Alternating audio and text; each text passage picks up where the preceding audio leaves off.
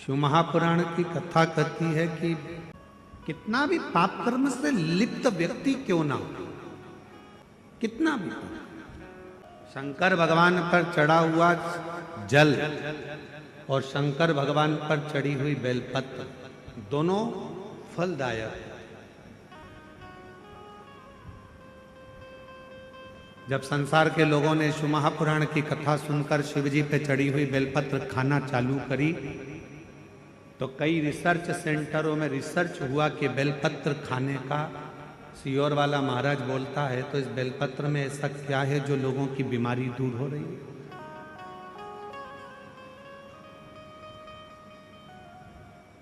इस बेलपत्र में ऐसा क्या है कि लोगों की शुगर ठीक हो रही है, हार्ट के मरीजों का हार्ट ठीक हो रहा है। इस बेलपत्र में ऐसा है क्या? जब शिव महापुराण की कथा लोगों ने सुनना चालू करा और शंकर भगवान पे चढ़ा हुआ जल और बेलपत्र खाना चालू करा तो संपूर्ण रिसर्च सेंटरों में, बड़े बड़े रिसर्च सेंटरों में रिसर्च प्रारंभ हुआ कि बेलपत्र में ऐसा होता क्या। एक बेलपत्र शंकर पर चढ़ा हुआ जल, क्या इतना इतना उस बेलपत्र में होता क्या? रिसर्च सेंटरों में लोगों ने रिसर्च करा। एक रिसर्च में निकला कि सियोर वाला महाराज कहता है कि एक बेलपत्र शंकर जी पे चढ़ी हुई खाओ, शिव जी पे चढ़ा हुआ जल पियो, उसका आखिर लोगों की स्वास्थ्य में कैसे लाभान्वित हो रहा है। तब निकला